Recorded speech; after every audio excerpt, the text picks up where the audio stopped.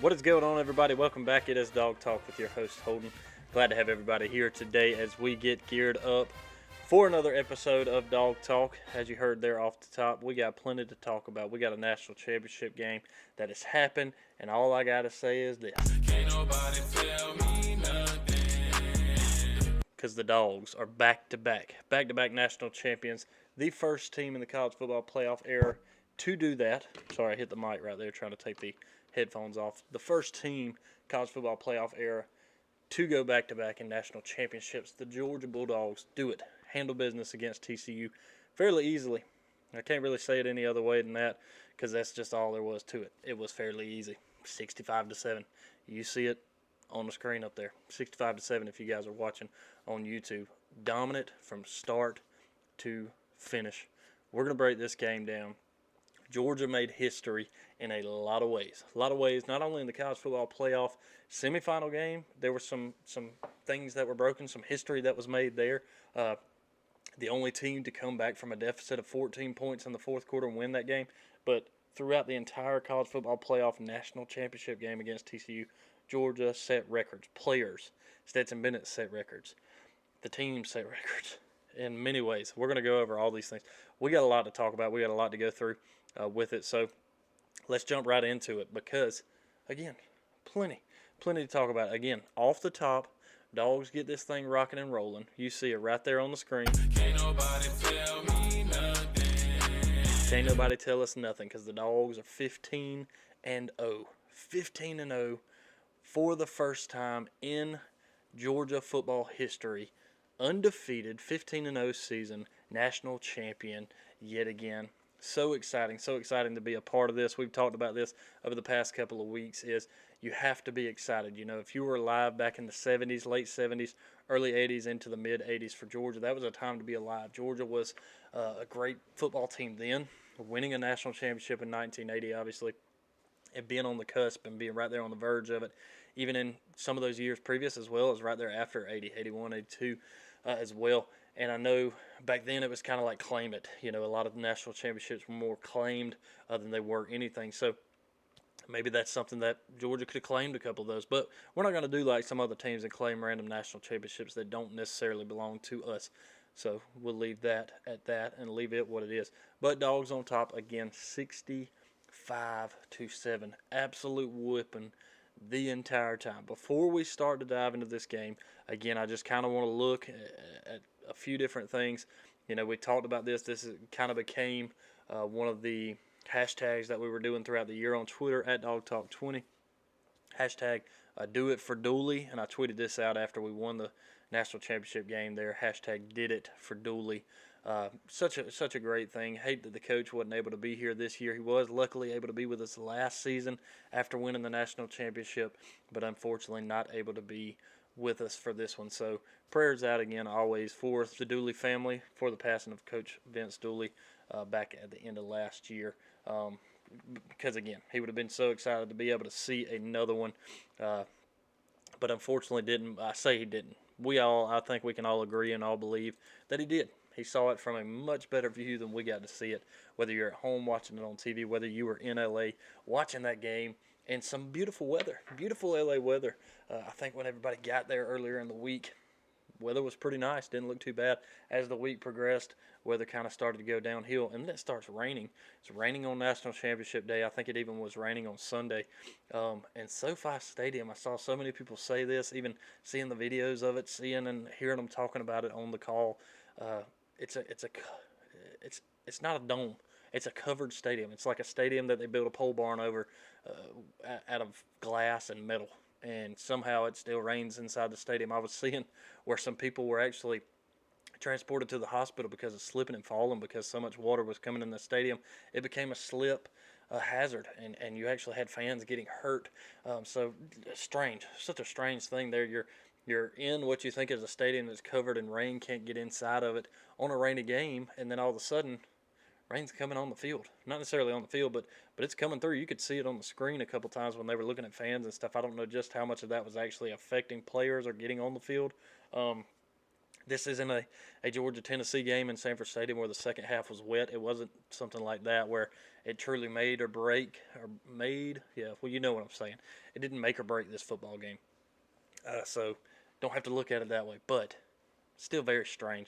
Multi-million-dollar stadium, and again, I guess the only way to explain it is it's like metal beams holding up a glass roof, and rain can still come in sideways, and it still comes in parts of where the stands and all that are. So it's really strange, really strange.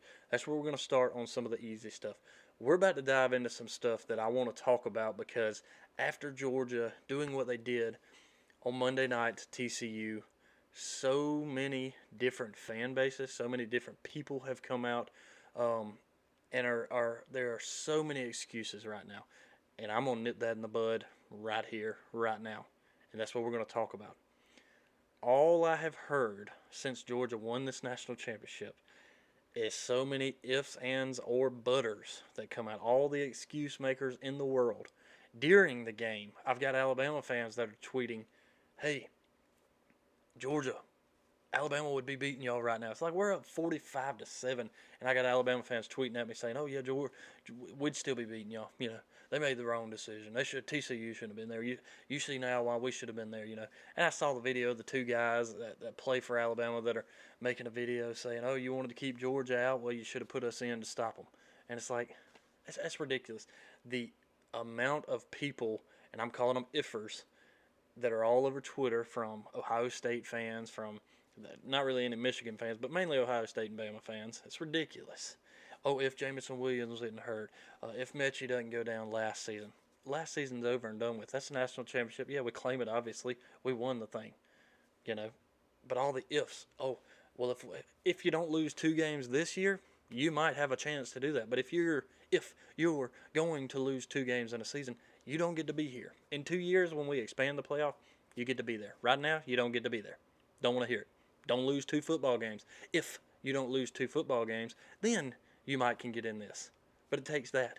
You also don't know that if a wide receiver goes down for Ohio State last week when we play, that doesn't necessarily mean that they win the football game.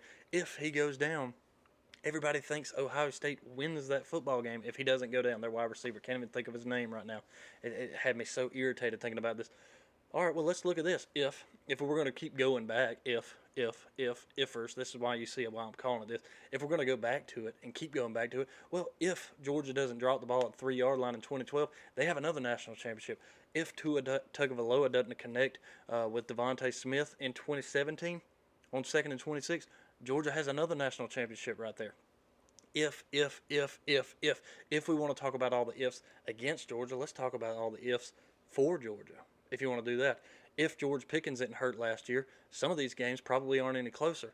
If George Pickens didn't hurt last season, Georgia probably puts another 10, 15, maybe 20 points on Alabama last year. I'm not saying that he's a 3-touchdown guy, and that's how much of a difference this football game can make. But if we're going to make the excuses and have all these ifs, if something can happen, let's give some to Georgia. If we're going to do it that way, right? If you want to say, if we had this guy, if we had that, if this, okay, well, let's put it in place for Georgia. If Brock Bowers isn't sick against Ohio State, what do we do? What does he do in that game? You don't know, because you don't get the chance to see that. If this guy's not hurt, if that guy's not hurt, I'm done with the excuses. It doesn't matter. The next man has to step up and make something happen, because Georgia has faced the adversity. And when Georgia faces the adversity, nobody looks and goes, oh, okay, well, if they had this guy, they don't. You know why? Because Georgia handles their business week in and week out. And if we're going to keep talking about Ohio State last week, and I will say their fans, they have to sit back and go, man, we're a field goal away from probably winning another national championship. And that is true. You are a field goal away. But you had Georgia down 2 touchdowns 2 different times, and you couldn't get it done. You had 2 opportunities to put your foot on Georgia's throat and beat them, and you didn't do it. You let Georgia come back into it and win the football game. That's all there is to it. If you want to if something, win the game. That's the only if that there is. If you win the game, that's all that matters. If we're going to if and make the excuse, aggravates me to no avail. And then we move on to this. As Georgia is thumping TCU, As they're thumping them, that's when everybody else comes out of the woodwork. Media members, not even associated with certain fan bases that we are really fed up with, that want to be these iffers and excuse makers. But it's Georgia's thumping TCU, and all of a sudden, 1 week ago, we're talking about, man, TCU takes down Michigan. They deserve to be here. What a season. It's been a Cinderella run. Will it end? There is the chance that it ends, and it ended quickly. It didn't end at the football end of this game. It ended halfway through the second quarter. Definitely by halftime, this football game was over. Now, there is a chance you could maybe make a comeback, but that didn't happen. If they would have made the comeback, that didn't happen. But it's crazy how that happened. It was TCU belongs here. What a great game against Michigan. They beat Michigan, a team who deserved to be there, who was undefeated, won their conference, had a reason to be there, and TCU beat them, and all of a sudden it was like, man, TCU deserves to be here. Maybe they can upset Georgia. Maybe they can beat them. Georgia gets in here and turns it on from the beginning of this game to the end. There was only one quarter, late in the first quarter, that it seemed like this game might be pretty good. Georgia goes up 7-0. Georgia goes up 10-0. All of a sudden, one busted coverage play. TCU's right down the field. They end up scoring, making it 10-7. And the only time it was any closer to that was at the kickoff of the game when it was 0-0. Because from that point on, Georgia was gone. There was no catching the Dogs from that point on. I told you guys this last week. Georgia played a C-minus football game, or B-minus, whichever one I said, doesn't even matter at this point, against Ohio State, and against a A+++ effort of Ohio State, who did not make mistakes when they played Georgia the week previous. And Georgia still got it done. Champions find a way to win, and that's what they did, even when it wasn't with their best effort, even when they were making mistakes. You saw A+ Georgia football against TCU. Now, granted, I will say this, that's probably TCU's B to probably C- football as well. Max Duggan made mistakes. Credit some of that to Georgia's defense as well, just making a really good play. Georgia's defense did a very good job against Max Duggan the entire game. Again, we're one busted coverage away from this being a shutout. We're one busted coverage away. I think Javon Bullard, as a matter of fact, might have been the guy who ended up getting off where Keely Ringo was taking a guy and he ran with him, and the guy's running wide open down the left field or left sideline. He still goes and makes the tackle. And at least stops that from being the touchdown play. But you're that play away, you're one busted coverage away from them not scoring. And I will say this, that is technically an if. So let me pump the brakes on that a little bit, because they may have still gone down and scored. Who knows? Who knows what would have set up from there if Georgia would have scored more, if they wouldn't have. Again, we go back to this ifing. Doesn't matter. Doesn't matter. It's over. What a football game. But the fact that TCU got to this game, and halfway through it, when Georgia is throttling TCU, all of a sudden everybody comes out that 1 week ago was thinking, hey, TCU might do this. What a great run. They beat Michigan. They deserve to be here. All of a sudden it's like they don't deserve to be here.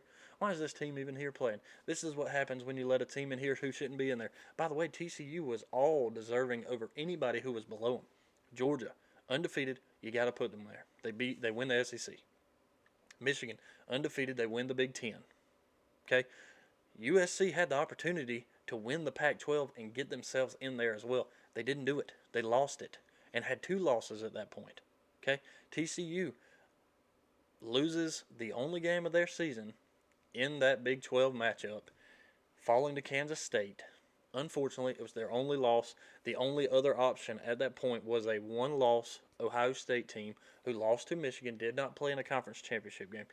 The only caveat I have to this is I will tell you guys, just like I told you guys after that semifinal game, or it may have even been before it. Yeah, it was when the top 4 was announced for the college football playoff. To me, TCU should have dropped to 4th, and it should have been Georgia and TCU in the first semifinal game and a rematch of Michigan and Ohio State. That didn't happen. Again, that doesn't matter, but that was my only suggestions, really not even the word to use. That was my opinion. Simple as that, and everybody's got one of those, right? An opinion. That was my opinion, was TCU, their reward for playing such a good season and at least playing for their conference championship game is that they still get to be in the playoffs, but their punishment for losing it is having to fall 1 spot to 4th. You're still in the playoffs. You just set up against Georgia, which makes it tougher. And who knows, maybe having that happen, this wouldn't happen. Again, that's where we start to get back to the ifs, and we're just not going to go there. But That's where some of the shakeup could have happened. I think they just ran out of gas. I think by the time they got here, Georgia had already played a tough game the week before against Ohio State. Had that, I mean, they were, again, you're a field goal away from not playing for a national championship, for not playing for history, and being a back-to-back college football playoff first time ever national champion to do it back to back. You're a field goal away from that. So take it for what you will, but I just hate how many people come out and say they don't deserve to be here. Why are they there? There was nobody else deserving below Ohio State in that 4 spot. And I know there's you fans that are sitting here chirping, and you're saying, "Oh, we deserve to be there. Look at what we did to Kansas State, who beat TCU, by the way. Look at what we did to them. You think we couldn't do that to Georgia?" No, I'm not saying it wouldn't be a better game. I mean, you probably lose by 3 touchdowns instead of as many as they did, but it is what it is. There was nobody in this country beating the Georgia Bulldogs the way that they played Monday night. I don't care who you are. Don't care what team you are. You weren't going to beat them. So we can stop it right now. I don't care how good Ohio State played the week before. They had 2 chances to shut Georgia down. Would not do it. Wouldn't do it. Again, making history in that one in the fourth quarter, a 14-point comeback. Georgia comes into this one and starts history in the first quarter, putting up 17 points. Hadn't been done in a college football playoff game. Not to mention, before this football game even started, the highest spread a team, or the largest spread that a team has had in a national championship game, bumped all the way up to 13.5 right there before kickoff, which is what it was, and it kind of came out. So that is what it is. Now let's get to one other last bit of conversation that I do want to talk about that really kind of frustrated me as well. And that was the conversation of Stetson Bennett. This wasn't necessarily the conversation that, we've all, everybody, even Georgia fans had their doubts at some point. But so many other fans did too. They said, "Oh, you can't win it with Bennett. Bennett ain't the guy. You can't win it with him. He's not that good of a quarterback. I don't know why you guys are even sticking with him." And Kirby Smart did the smart thing. He did the right thing. He saw it. He saw what we could not see. And that was, he is that dude. He is that dude. And for years, everybody, even including some Georgia fans, doubted Stetson Bennett. And they said, "Oh, it doesn't matter. Even if he's in there, it doesn't matter." Then he wins a national championship last year. And it's like, okay, he wins a national championship. No big deal. He's going to ride off. I will even admit to you, I was one of the guys who said, "Hey, what a great season. Can't get better than this. Why not ride off into the sunset?" And I was wrong. All of us who had that mentality were wrong. And he told Kirby. Kirby told the story. He has the opportunity to come back for one more year. He had the eligibility. There's nothing illegal about it. There's nothing wrong with it other than fans thinking, "Hey, the guy's 24, 25 years old. What is he doing back here in college football? Why is he still playing? Get over it." There's other guys who are just Hendon Hooker. Let's see the fuss and fight about him. "Oh, but he didn't win a national championship. He didn't do what he didn't do." Yeah. He was a Heisman Trophy quarterback as well, who just got hurt late in the season, and he's not much younger than Stetson. I think it's only, I don't know that it's necessarily days as much as it's maybe months. But then all of a sudden the complaining goes from, "Hey, he can't do it. Oh, you ain't got to worry about him. He ain't that good. We're going to stop him. He wins the national championship last year." And it's like, "Oh, well, that's okay. He's got to leave now." And then he comes back because he had the eligibility to do it. Comes back, and all of a sudden the turn after he keeps winning, even in games that got close, even in games that got tight, he kept winning, gets Georgia to the SEC championship game. They win it. All of a sudden the narrative changes again in the favor of anybody who's changing the narrative from Bennett being the underdog, the story of all stories, the guy who, when they went to LA, they may as well have been filming a movie for him, for all that he's been through in his career at Georgia, leaving, coming back, doing what he's done, winning 4 MVPs for every playoff game that he has been in, 2 national championships, the Peach Bowl, the Orange Bowl last year, all 4 college football playoff games that he's been in. He has become the MVP for all 4 of those games. And we get to here, and the narrative changes from "he can't do it" to all of a sudden, "Oh, he's too old. He's too old. Of course he's winning. He's playing 18-year-olds out there, and he's winning." Get over it. Move on from it. I don't understand why everybody has to sit back and talk about the fact that he is the age he is. I've seen a lot of people that have come to his age so to speak, or his defense. Some pretty funny things. Like, oh, you're fussing about a kid who's 24 playing college football when he has all the right to do so. Yet you're still 26 sitting in college, and you're not even going for a PhD or anything. You're just there because you can't get your degree. You don't have eligibility to play anything. That's why you're sitting there fussing and fighting. And it's all because of what he has done this season to take Georgia to 15-0, to win all of the winning that he's done, not only the games, but all of the MVPs that he's run, the records that he's broken, because he has broken a ton in this football game. I'll get to the records broken here in just a little bit when we come up to it. But I'm just tired of all the excuses, all the iffers, all the narrative changing people out there. And there's nothing I can do about it. This is just my rant and fussing about it because it's ridiculous. I mean, it is. Everybody that's listening to this, you have to understand. And I would hope you agree with me. But again, everybody's entitled to their own opinion. You can agree with whatever you want.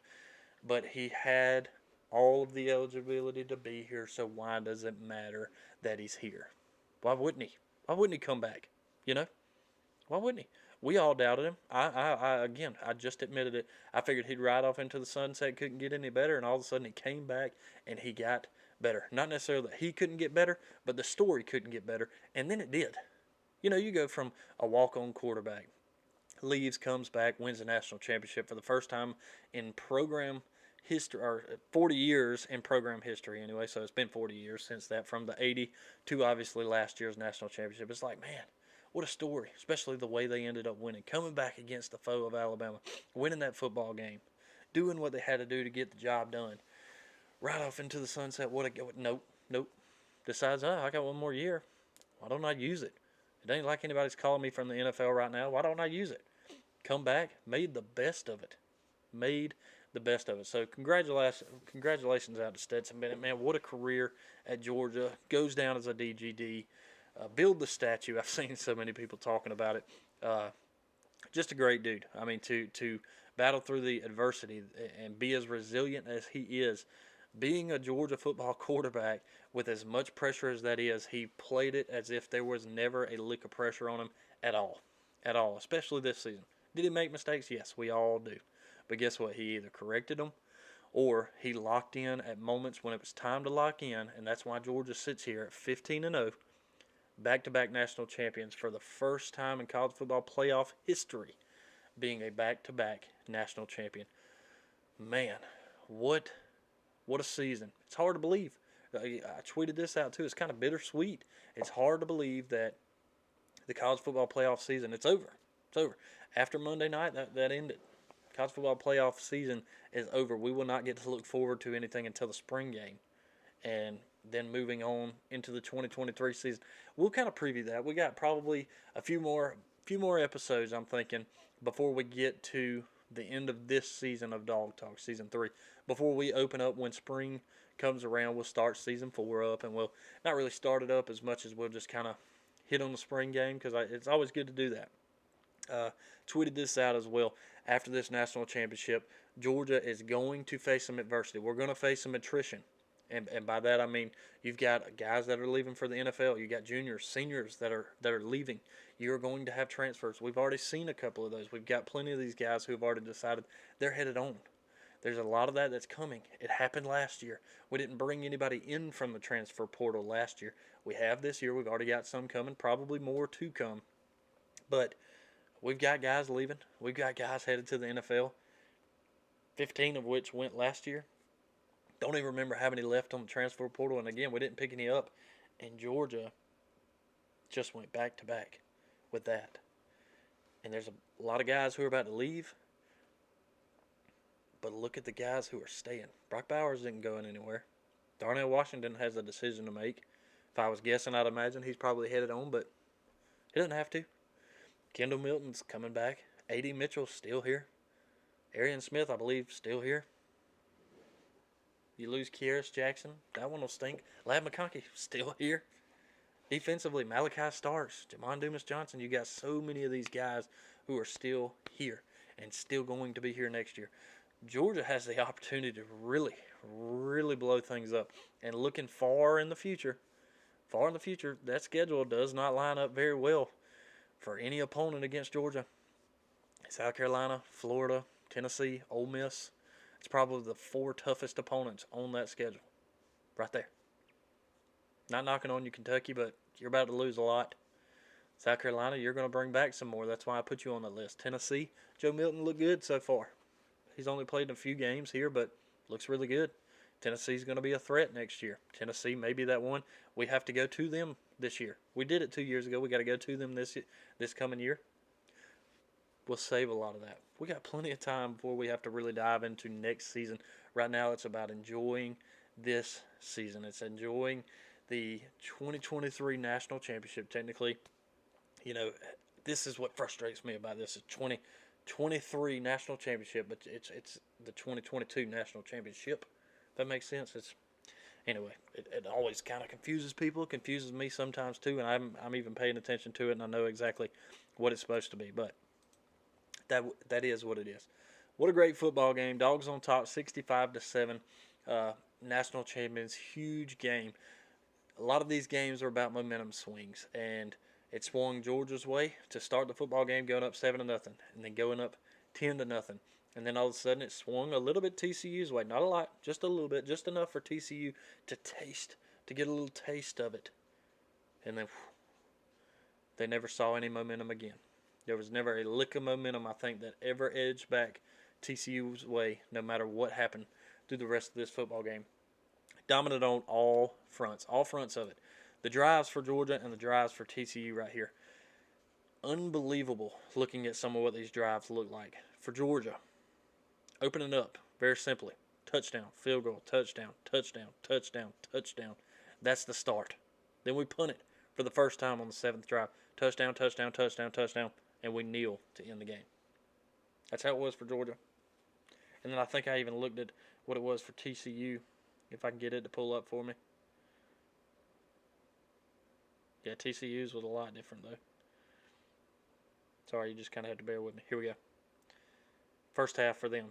Punt, fumble, touchdown, punt, interception, interception, go to half. Second half, punt, punt, down, down, punt. Georgia was elite on offense, was elite on defense, minus one play. One play on defense. That was the only difference in this football game. Injuries, weren't a lot of them. TCU was without their starting running back, but the backup running back was fairly good too. Didn't matter in this football game. It's hard to run the football in Georgia. It's very, very difficult. They found that out very easily. 36 yards, that's all they got. 28 rushes on the night, 36 yards. That's all TCU got. With or without your starting running back, that number might change 12 yards, 20 yards at most. Maybe your starter bus went off for 20. Doesn't change much more than that. You're not going to run on Georgia's defense. That's all there is to it. Doesn't matter what the defense is compared to last year. As far as what it is this year, you're not running on them. So that didn't necessarily matter as much. Had a couple of injuries, I think, throughout the game. A couple of guys go down here. A couple of guys come back. There was one other guy that got hurt. Smile Munden, I can't even remember who it was now for Georgia that ended up getting the shoulder taped off. It looked like his arm. It may have been Javon Bullard. Matter of fact, he ends the night with 2 interceptions, but huge game in this one. Let's look at some of the stats before we dive into the keys of the game and reviewing that. Stetson Bennett, lights on fire again, winning the offensive MVP, the MVP for this college football playoff national championship game. Yet again, back-to-back MVPs for him in that. And back-to-back MVPs for the semifinals last year, national championship. Semifinal this year, national championship this year.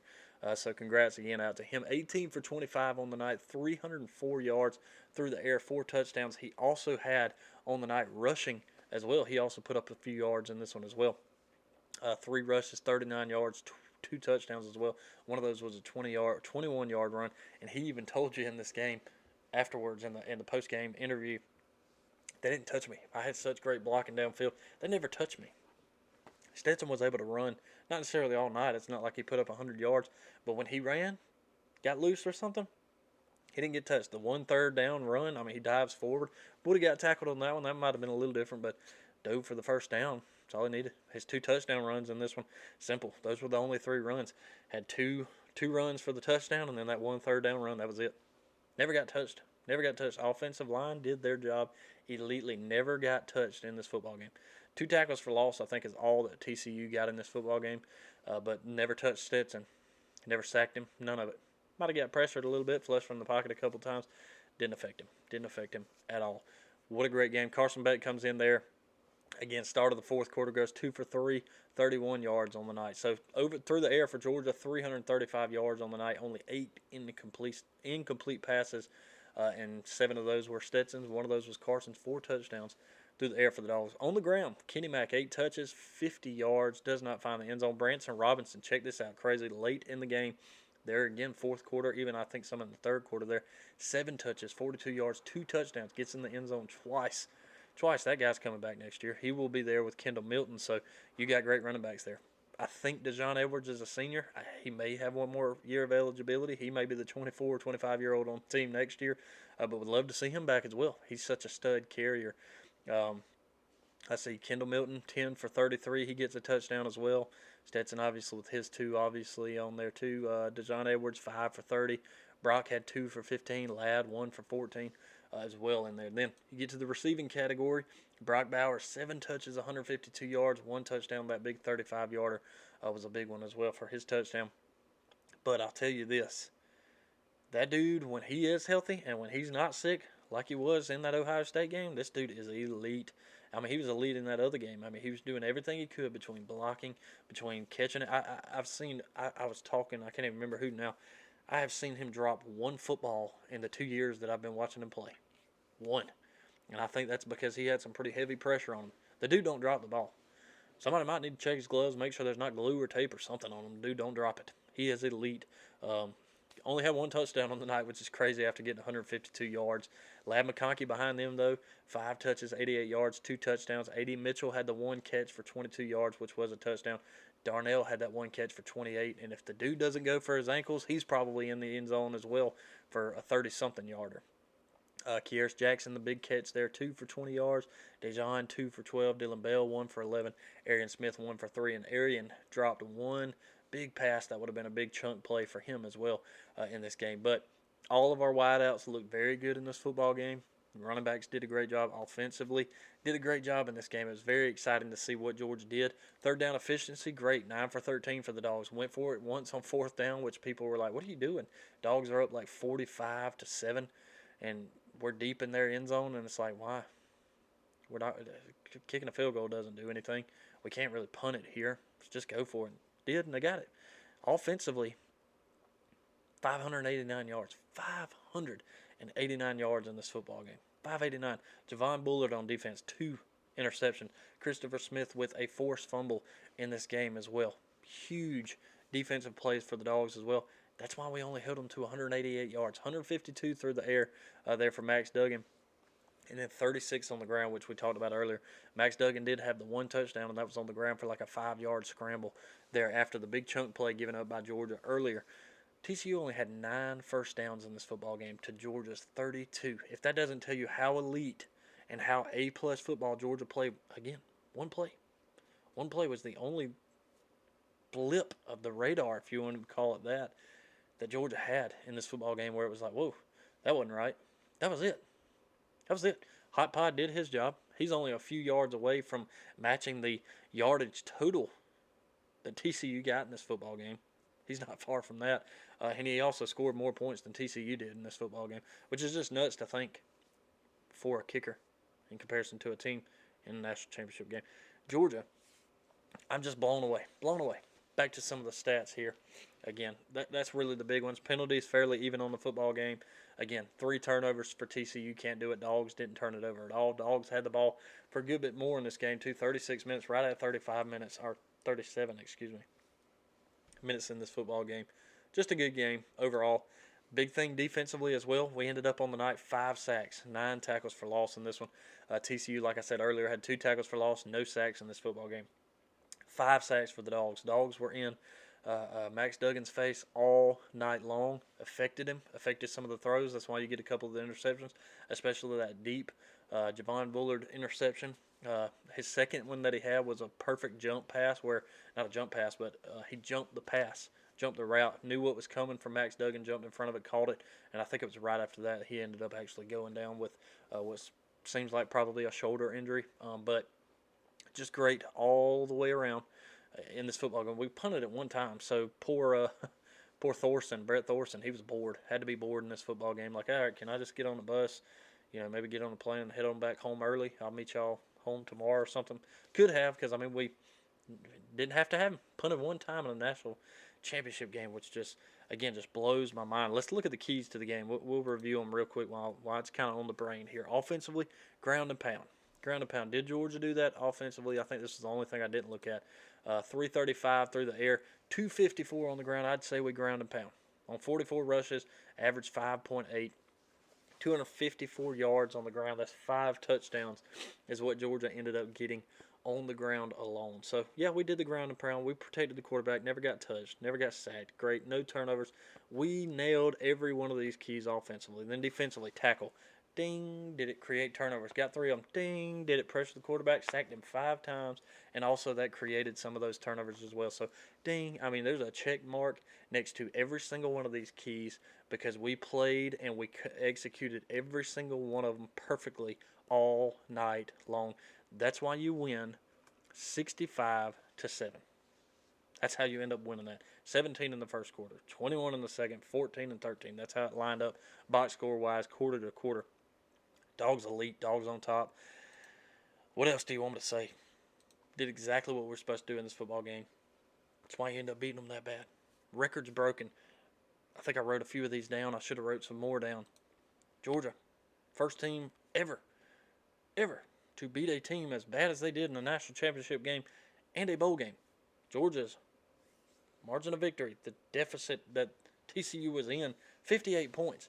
There has never been a team in a national championship game to lose by that many points. There's never been a team, not only in college football playoff era, but even in the BCS bowl era, in a bowl game, to lose by that many points. Excuse me. Let me refrain from saying it that way and say it this way. There's never been a team to beat a team by that much, and Georgia did that. 58 points. Stetson ties the amount of touchdowns, total touchdowns in a football game. Pretty good company, 2019 LSU. Georgia beat the records of LSU yardage-wise. There's a lot of things that Georgia beat records-wise in this college football playoff game. That was one of them.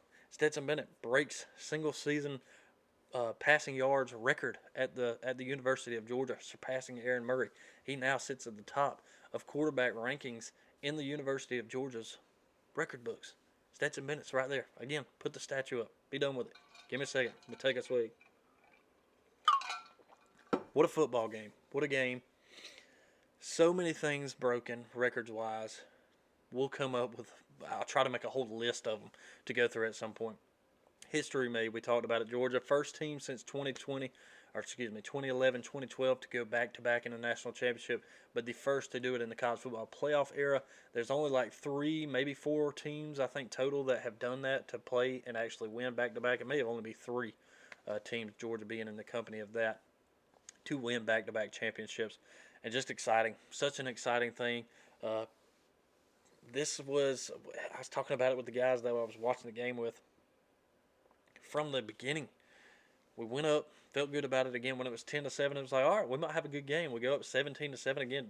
No team has put up 17 points in the first quarter of a national championship game in the college football playoff era either.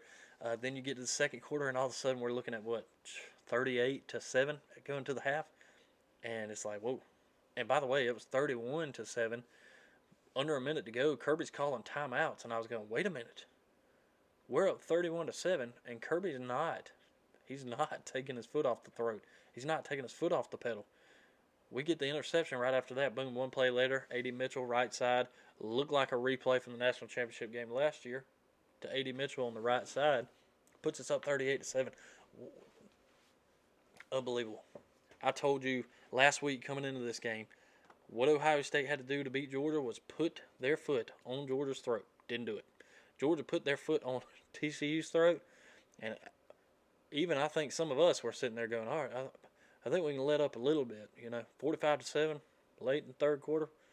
It might not be a bad time to kind of let up there, Kirby. He didn't do it. Still put up 13 points in the fourth quarter as well. 65-7. There was one point in time I thought we might put 70 points on the board. I'll be honest with you. I thought this game was going in like 72-7. Could you imagine? It's hard to believe 65. There was one point I was making the same exact reference that Sonny Dykes made on the sideline, I was sitting there going, wow, because it was unbelievable. It was unbelievable to watch what Georgia did. There was a point in this game where I'm just having a conversation with friends over here watching the game, but you're not really celebrating. You're not really doing a lot because it's like, all right, another touchdown. I'm fairly certain we just scored another touchdown. We've been back in Athens for a while now. It blows my mind. Blows my mind when Georgia showed up and played A-plus football. And I hate it for TCU because they were in the crosshairs of a dog who was ready to bite. That's all there is to it, and they did. My goodness, they bit, and they bit down hard. 65-7 is just unbelievable. A bowl game, maybe. Maybe you just get the wrong matchup and you just get dimed. Maybe. A semifinal championship or semifinal national championship, trying to get there, that don't happen. A national championship game, that does not happen. Again, 58 points was the deficit in this football game for TCU. Wow. Unbelievable. I really don't know what else to say other than that because there's no other word to describe it. As you sit back as a Georgia fan and you just go, my goodness, what happened? Not for us. Man, God, I'm glad I wasn't on the other end of that, to be honest with you. And right before this, I can't remember if I texted my boss or if I even tweeted this, where some fan bases had made me so irritated how much they pull for the other team that we're playing. Granted, we beat this fan base last year, but so much of they would pull for the other team just in spite of us. And it's like any year in the past, before our hearts got broken by said fan base, I would pull for that team. I'm like, yeah, the SEC, bring it home. We don't want to go into the Big 12. Who's the Big 12? You definitely don't want to go into the Big 10. And there's so many people that are like, oh, I can't wait to see you lose. One fan in particular, I just don't even want to get into it. I may save it for another time before I go on another rant to end this thing. I already started on one. Don't want to really end on one. But I don't get it. So I texted my boss. I was like, this fan base makes me so aggravated. I hope we beat TCU by 50 to shut them up. And we did. And then when we did that, all of a sudden it was, oh, well, they didn't belong in this game. Even though last week everybody was saying, yeah, they belong there. Look what they did to Michigan. I mean, they look pretty good, Narrative changed. And if it wasn't that, it was, oh, yeah, well, of course they did that. Look, Stetson Bennett's 40 years old. He's been there for 12 years. Of course they beat the snot out of him. Dude doesn't belong in college football anymore. Give me a break. Golly, go get a Kit Kat bar. Give me a break. It's a joke. Anyway. Man, Dawgs on top, though. 65-7. What a game. What a game. I don't really know what else to talk about. We got plenty to talk about. We got weeks to talk about this. 364 days after Georgia wins their first national championship in 41 years, Georgia does it again. Kirby said at the end of the national championship game last season, he was asked about it, and he said, Lord, I hope it didn't take that long again. Little did some people know, 364 days later, not even a full year later, Kirby and his Dawgs would do it again. And they did in big fashion. I'm still just blown away by the score.